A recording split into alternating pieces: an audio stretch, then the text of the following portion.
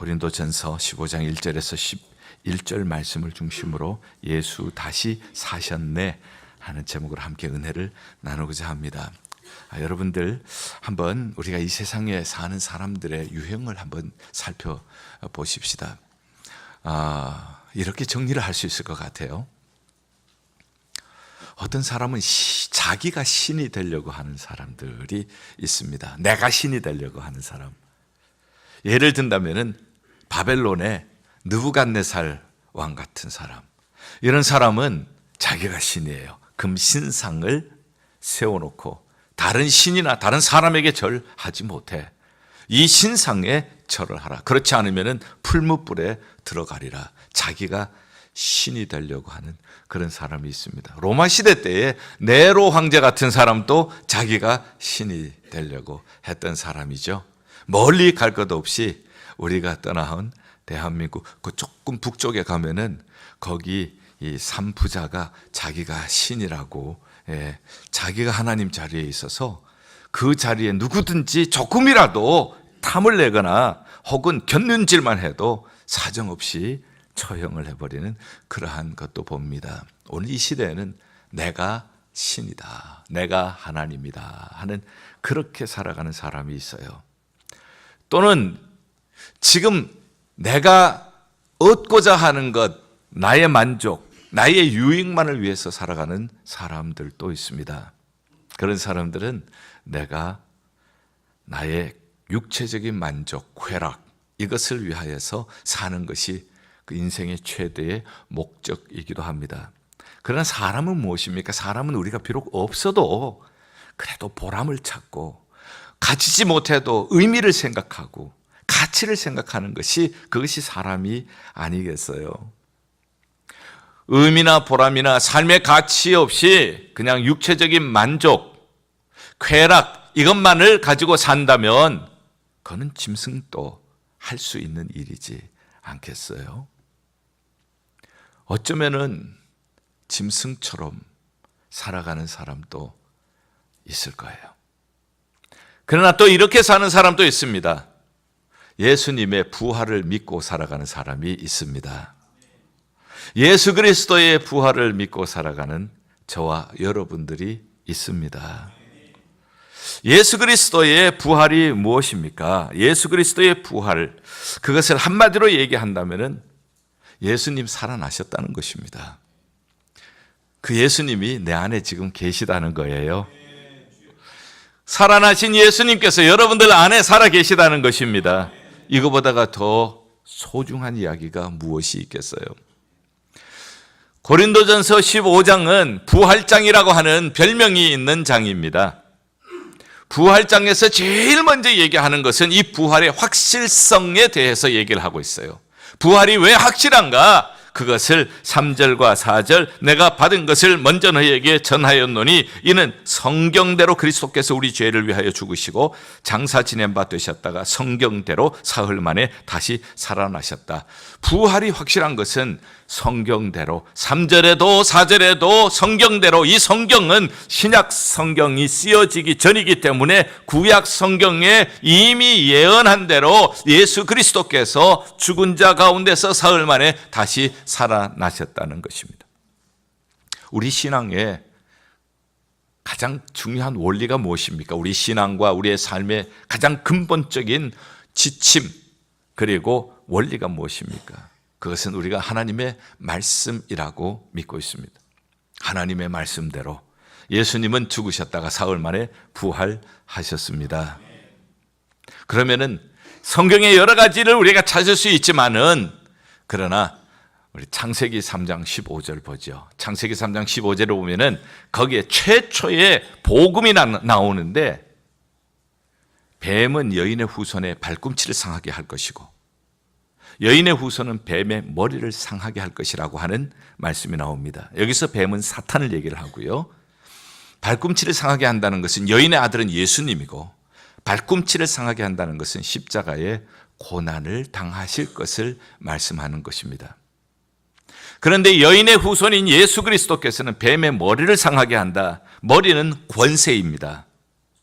뱀의 권세는 죄의 권세고 죽음의 권세예요. 예수 그리스도께서 십자가에서 뱀의 권세를 깨뜨려 주셨습니다. 머리 권세를 깨뜨려 주셨어요. 죄의 권세를 깨뜨려 주시고 부활하심으로 말미암아 사망의 권세를 깨뜨려 주셨습니다. 할렐루야. 예수 그리스도께서 부활하실 것을 말씀하십니다. 죽음의 권세를 물리치시고 다시 부활하실 것을 말씀해 주십니다. 그 다음에 우리 욥기 19장 25절을 보면은 욥기 19장 25절에서 이렇게 말씀하십니다. 내가 알기에는 나의 대속자가 살아계시니 마침내 그가 땅 위에 서실 것이라. 욥처럼 이 세상에서 가장 심각한 고통을 당한 사람이 또 어디 있겠어요? 자기가 모아놓은 재산 하루아침에 다 날아갔습니다. 자기 자녀 10명이 하루아침에 다 죽었습니다. 그리고 자기 몸에 온몸에 종기가 생겨서 기와장으로 긁습니다. 너무 가려워서. 그러니 온몸이 피와 고름 범벅이 되지 않겠어요? 아내조차도 하나님을 저주하고 죽으라고 합니다. 가까운 친구들이 찾아와서 그를 막 정죄합니다. 네가 이렇게 된 것은 너 죄 지어서 그런 거야 하면서 막 정죄를 합니다. 마음이 상할 대로 상하고 몸이 상할 대로 상하고 희망이 보이지는 않습니다. 그러나 그가 붙잡았던 것은 바로 이 말씀이에요. 욥기 19장 25절. 내가 알기에는 나의 대속자가 살아계시니 마침내 그가 땅 위에 서실 것이라. 내가 비록 이렇게 온몸에 종기가 생기고 고통 가운데서 모든 것을 잃어버리고 있지만은 나의 대속자가 살아계시는 줄 믿습니다. 나의 대속자는 지금 나와 함께 계시는 줄 믿습니다. 나의 고통 가운데 함께 계심을 믿습니다. 우리 핸델의 메시아를 보면은 이것으로 찬양을 한 것이 있죠. 내 주는 살아계시고 I know that my Redeemer liveth. 내 주는 살아계시고. 바로 이 말씀이에요. 우리의 삶에 어떤 고통이 있어도 어떤 절망 속에 있어도 내 주님 부활하셨습니다. 부활하신 주님 우리와 함께 계십니다. 어떤 육체적인 고통 가운데서도 부활하신 주님 살아계십니다. 어떤 절망과 한숨 속에서도 주님 함께 우리와 계시는 줄 믿습니다. 성경대로 주님 부활하시고 우리 곁에 계세요. 그리고 시편 16편 10절에 내 영혼을 수월에 버리지 아니하시며 주의 거룩한 자로 썩지 않게 하실 것임이니이다. 예수 그리스도 무덤에 버려두지 아니하시고 다른 사람들처럼 썩지 않도록 주의 거룩한 자로 썩지 않게 하실 것임이니이다. 창세기 3장 15절이나 욥기 19장 25절이나 시편 16편 10절이나 다 성경에 예수님 부활하실 것을 얘기하셨어요. 예수님 부활하신 것은 어느 한순간에 갑자기 된 것이 아니라 이미 창세기 때부터 예언자들을 통하여서 말씀하신 이 말씀이 예수 그리스도의 부활을 통하여서 이루어진 것입니다. 성경대로 죽으셨다가 성경대로 살아나셨습니다. 할렐루야. 성경에 증언보다가 더 확실한 것이 어디 있겠어요? 두 번째, 예수 그리스도의 부활의 확실성은 목격자가 있습니다. 이 목격자는 5절에 게바에게 보이시고, 게바는 베드로이죠. 예수님 부활하셔서 죽으신 것도 베드로는 보았습니다. 고난당하신 것, 죽으신 것 다 보았어요. 예수님이 살아나신 것도 베드로는 보았습니다. 증인입니다. 12제자도 그걸 보았습니다. 예수님은 살아나셔서 하루만 계시다가 승천하신 것이 아니라 무려 40일 동안 계시다가 승천하셨습니다. 그리고 500여 형제에게 일시에 보이시고 그 중에 대다수는 살아있고, 이 증인, 이 목격자가 사도 바울이 이 말씀을 쓸 때 대다수가 살아있다는 거예요. 그리고 야고보에게 보이셨고 모든 사도에게 보이시고 나중에는 만삭되어 나지 못한 자 같은 자기에게도 보이셨다는 것. 다메섹 도상에 부활하신 주님이 자기에게도 나타나셨다는 것입니다. 목격자가 있어요. 수많은 목격자가 있습니다. 아니, 봤다는데 어떻게 할 거예요? 내가 봤다는데 본 사람이 한두 사람이 아닌데, 예수님 죽으셨다가 예수님이 살아나신 것을 본 사람이 한두 사람이 아니에요. 목격자가 이렇게 많아요. 그런데 보지도 못하면서 예수님 부활하신 것이, 그것이 있을 수가 없는 일이라고 얘기하는 것은 너무 합리적인 세상에서 너무 어리석은 일이 되지 않겠어요? 예수님이 살아나셨습니다. 성경대로 살아나셨습니다. 목격자가 있습니다. 한두 사람이 아니에요.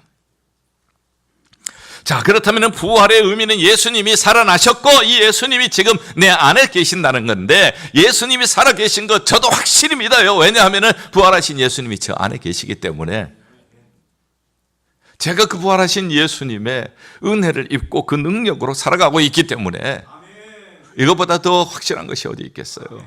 이 예수 그리스도께서, 부활하신 예수 그리스도께서 여러분 안에 계시고 여러분들 안에서도 역사하시고 계시는 줄 믿습니다. 그렇다면 우리가 어떻게 이 부활을 이해해야 될 것인가? 부활하신 예수 그리스도. 그 다음에 우리 8절부터 보면은 바울에게 나타나셨어요. 바울에게 나타나셔서 예수 그리스도를 믿는 자를 핍박하고 교회를 박해하던 사람, 다메섹 도상에 예수 믿는 사람이 많다는 것을, 그곳을 향하여 가다가 다메섹에 가는 길에 부활하신 예수님을 만난 거예요. 사울아 사울아 네가 나를 핍박하느냐? 왜 나를 핍박하느냐? 주여 누이시나이까? 부활하신 주님, 살아계신 주님 말씀하십니다. 나는 네가 핍박하는 예수라. 예수님 살아나시지 않으셨다면 사도 바울을 만날 수가 없습니다. 살아나셨기 때문에 예수님께서는 그를 만나 주셨어요. 핍박하는 자를 찾아주셨어요. 찾아주시고 주님께서는 살아계심을 그에게 친히 보여주시고 들려주셨습니다. 그는 변했습니다. 나는 교회를 핍박하던 사람인데, 사도라 칭함을 받기도 감당치 못할 사람인데 내가 웬일입니까? 은혜를 받았습니다. 은혜는 받을 자격이 없는 사람이 받는 건데, 이렇게 핍박하던 사람, 교회를 핍박하고 예수 믿는 사람을 핍박하던 사람에게 부활하신 주님이 찾아와 주셨어요. 이게 웬 은혜입니까? 그는 정말 주님 앞에 이 한마디 고백하고 싶어요. 그것은, 나의 나 된 것은 주님의 은혜입니다. 부활하신 주님 나를 찾아와 주시고 나를 변화시켜 주셨기 때문에 내가 할 수 있는 것은 그 은혜가 너무 고마워서 다른 사도들보다 더 열심히 충성하는 것이라고 얘기를 합니다. 예수님이 살아계신 첫 번째 증거는 그것입니다. 나에게 찾아와서 나를 변화시켜 주셨다는 거예요. 여러분들에게 찾아오셔서 여러분들을 변화시켜 주셨다는 것입니다. 존 뉴턴이라고 하는 사람이 있습니다. 이 사람은 11살부터 선원 생활을 하면서 거친 삶을 삽니다.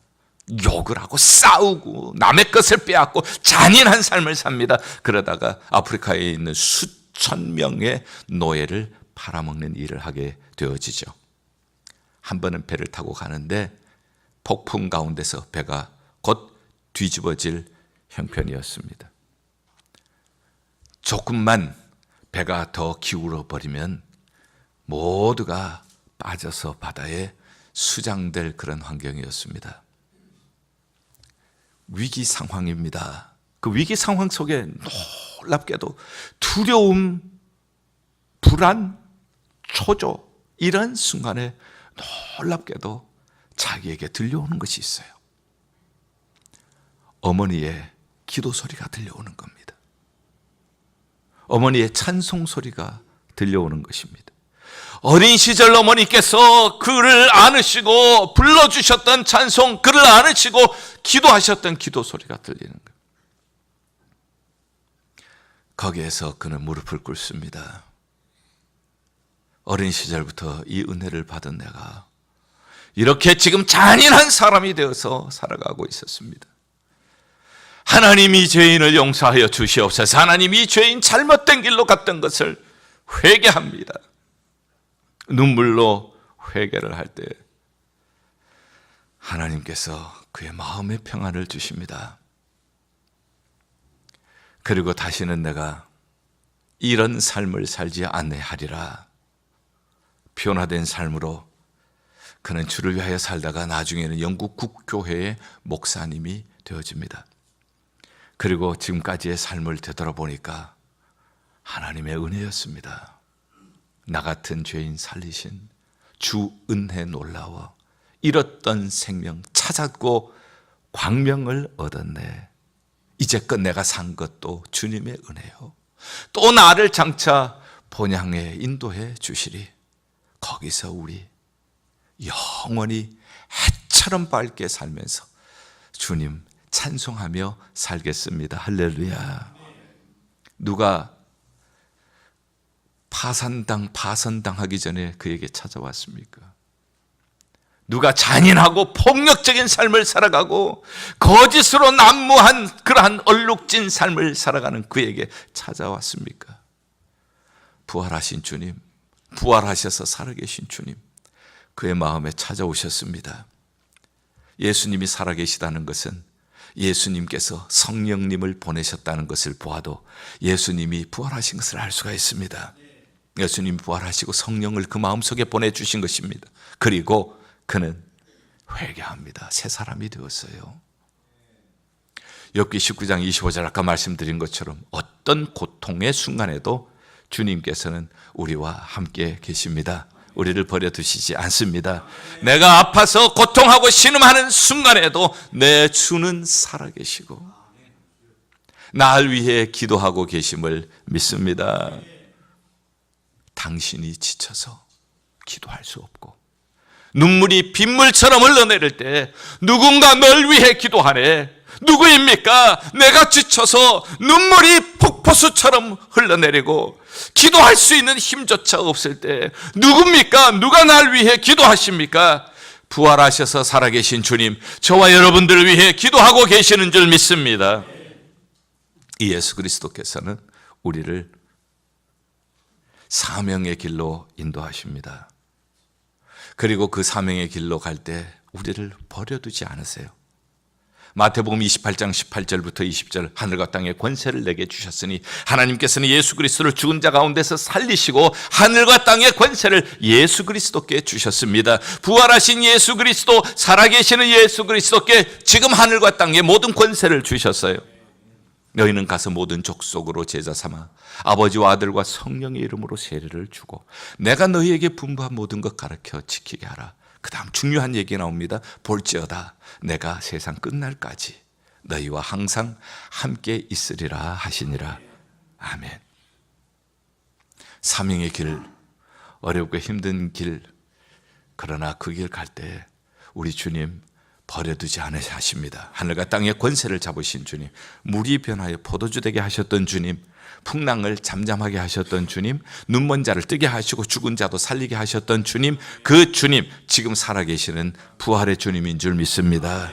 그 주님이 지금 또 살아계시고 주님께서 주님 주신 사명 감당하는 자와 세상 끝날까지, 그 교회와 세상 끝날까지 항상 함께해 주실 줄 믿습니다. 리빙스턴이 아프리카의 복음을 전하다가 잠시 영국으로 돌아왔습니다. 자기가 졸업한 모교에 가서 자기 간증을 합니다. 그런데 이미 그의 몸은 늙어가고 그리고 인디안의 공격과 사나운 짐승의 공격으로 말미암아 몸이 많이 상해 있었습니다. 그러나 이 강연을 마친 다음에 다시 아프리카로 돌아간다고 하는 얘기를 했을 때에 그때에 많은 사람들이 말렸습니다. 이렇게 몸이 많이 쇠약해져 있는데 그 위험한 곳에 어떻게 가시려고 하느냐고 말렸습니다. 그때 그가 한 얘기가 마태복음 28장 18절에서 20절 말씀을 얘기를 합니다. 나는 이 약속을 믿습니다. 하늘과 땅의 권세는 예수님께 있는 줄 믿습니다. 예수님이 이 사명을 감당하는 바로 그 장소에 나와 영원히 떠나지 않고 함께 계실 줄 믿습니다. 사랑하는 여러분, 부활의 주님은 고난 가운데 우리와 함께 계십니다. 고난을 통하여 내가 더욱 성숙하게 되기를 원하고 계십니다. 그리고 내가 사명 감당할 때에 끝까지 지켜주실 줄 믿습니다. 이제 마지막으로 예수님이 부활하셨다는 것은 단순히 나를 변화시키시고 그 다음에 나와 언제나 함께 하시는 것, 그거 넘어서 나의 죽음까지도, 죽음의 문제까지도 주님이 책임져 주십니다. 우리가 장례식이 있을 때 혹은 그 전에 우리 믿는 가정은 자녀들을 모으고 부모님들이 이렇게 얘기하시죠. 유언을 말씀하실 때 예수 잘 믿어라. 그리고 이후에 천국에서 다시 만나자. 그렇게 말씀하시고 세상을 떠나시죠. 장례식이 슬프지만 그러나 장례식에서 슬픔 가운데 눈물을 닦고 희망 가운데 다시 일어설 수 있는 힘은 거기에 있지 않아요? 이후에 우리 다시 만나자. 다시 만나는 약속이 있기 때문입니다. 뿐만 아니라 초대교회 예수 그리스도의 이름 때문에 박해를 많이 받았습니다. 원형 경기장에서 사자의 밥이 되기도 했고요. 한 번은 어떤 어머니가 어린 아이를 안고 이제 순교의 자리에 기다리고 있습니다. 굶주린 사자가 막 달려옵니다. 아이는 그것을 보고 무서워서 응아하고 웁니다. 그때에 우는 아이를 가슴에 푹 안으면서 엄마는 얘기합니다. 잠깐만 기다려라. 곧 밝을 것이다. 육신은 굶주린 사자에 찢겨도 우리의 영은 하나님의 집에서 영원한 안식처에서 새롭게 일어나게 될 줄 믿습니다. 저는 지난번 한국을 방문하면서 많은 복된 시간을 가졌습니다. 한국에서 순교 현장, 성지라고 불리는 곳을 다니고 찾아볼 수 있는 기회가 있었습니다. 특별히 영광군 염산교회, 거기에 교회에 아예 진열이 되어 있어요. 밧줄을 목에 걸고 손을 뒤로 묶고 그리고 순교하는 그런 장면. 한국 교회에 있어서 일제치하 그리고 공산치하에서 많은 순교자가 나왔습니다. 영광군 염산교회는 바로 이러한 공산치하에서 예수 그리스도를 믿는 믿음 때문에 순교한 사람들입니다. 그 교회 3분의 2에 해당하는 77명이 순교를 합니다. 한 교회 최다의 순교자를 낸 교회입니다. 큰 돌을 목에 걸고 손을 묶은 채로 바다에 빠뜨립니다. 그러나 이분들이 바다에 빠지면서 찬송 부르면서 바다에 빠졌다는 거예요. 보통 사람들이 이렇게 죽을 때는 인간이 가지고 있는 마지막 힘을 다해서 발악을 하고 악을 쓰면서 죽을 수 있겠죠. 그러나 이들은 한결같이 내 주를 가까이 하게 함은 십자가 짐 같은 고생이나 내 일생 소원은 늘 찬송하면서 주께 더 나아가기 원합니다. 찬송하면서 그렇게 순교를 한 모습이 너무 마음속에 진하게 남아 있었습니다. 거기서 얼마 좀 떨어진 곳에 영광군의 야월교회라고 있습니다. 그 교회는 전 교인 66명이 모두 공산당에 의해서 순교를 당한 교회입니다. 예수 그리스도 이름 때문에 웅덩이를 파고 묶어서 그대로 웅덩이에 놓고 모래로 파묻었던 그러한 곳입니다. 이곳도 역시 웅덩이에 묶인 채로 던져지면서 총알 아깝다고 그렇게 매장을 했는데도 내 주를 가까이 하게 하면 십자가 짐 같은 고생이나 내 일생 소원은 늘 찬송하며 주께 더 나가기 원합니다. 무슨 힘입니까? 어떻게 자기의 목숨이 소중하지 않은 사람 누가 있겠어요? 그런 가운데 이렇게 찬송하며 가게 했어. 세상을 떠날 수 있는 힘은 어디에서 온 것입니까? 그것은 살아계신 주님, 부활하신 주님이 그들의 마음속에 함께 계심인 줄 믿습니다. 사랑하는 성도 여러분, 저는 이제 말씀을 마치겠습니다. 교회는 부활이 없으면 교회가 될 수가 없습니다. 이 세상에 많은 사람들이 착하게 살아라고 얘기를 했고요. 모두 착하게 사는 법도 얘기를 많이 했습니다. 그러나 그들의 마지막은 죽음이었습니다. 그러나 예수님은 죽음에서 부활하셨습니다. 부활하신 예수님을 모시고 사는 사람들이 그리스도인입니다. 그리스도인들이 모인 곳이 교회입니다. 그렇다면 교회의 이야기는 무엇입니까? 우리 그리스도인들이 부활신앙을 믿는 그리스도인들이 함께 모여서 나누는 이야기는 무엇이어야 하겠습니까? 부활 이야기가 되어야 하지 않겠습니까? 이 세상 사람들과 우리가 똑같이 이 세상을 살고 있기 때문에 자녀 양육 문제도 얘기할 수가 있고 사업하는 얘기도 말할 수가 있고 건강에 대한 얘기도 할 수가 있습니다. 그러나 부활의 얘기가 빠진다면 그거는 교회가 교회 될 수가 없다는 거예요. 아무리 이 세상에 좋은 얘기가 왔다 갔다 한다고 해도 부활의 얘기가 없다면 그거는 교회가 될 수가 없는 거예요. 교회는 부활의 이야기로 가득 찬 곳이어야 합니다. 부활의 주님이 살아계셔서 내 마음에 오시고 나를 변화시켜 주셨습니다. 사울이 바울 되는 것처럼 노예 상인이 목사가 되게 한 것처럼 하나님께서는 나를 변화시켜 주셨습니다. 부활의 이야기입니다. 아무리 고통이 심해도 아무리 어려운 역경 속에서라도 아무리 절망 속에서라도 나는 믿습니다. 내 주는 살아계심을 믿습니다. 내 주님은 여기 우리와 함께 계심을 믿습니다. 지금 잠깐 고난이 있지만은 이 고난 너머에 나는 축복이 있음을 믿습니다. 이 고난을 통하여 나는 정금과 같이 될 줄 믿습니다. 하나님께서 맡겨주신 사명을 감당할 때에 나는 두렵지 않습니다. 부활하신 주님이 하나님이 맡겨주신 사명 감당할 때에 끝날까지 함께해 주실 줄 믿습니다. 물이 변하여 포도주가 되게 하신 분, 폭풍도 잠잠하게 하시는 분, 죽은 자도 살리시는 그분이 끝날까지 함께 계시는 줄 믿습니다. 어떠한 이 세상에 죽음의 문제가 있더라도 우리는 죽음이 더 이상 두렵지 않습니다. 죽음 이후에 영원한 삶이, 영원한 생명이 우리를 기다리고 있는 줄 믿습니다. 이것이 우리의 이야기가 될 수 있기를 바랍니다. 이것이 부활 공동체인 예일교회의 소망의 이야기, 복된 이야기, 부활의 이야기가 되기를 주님의 이름으로 축원합니다.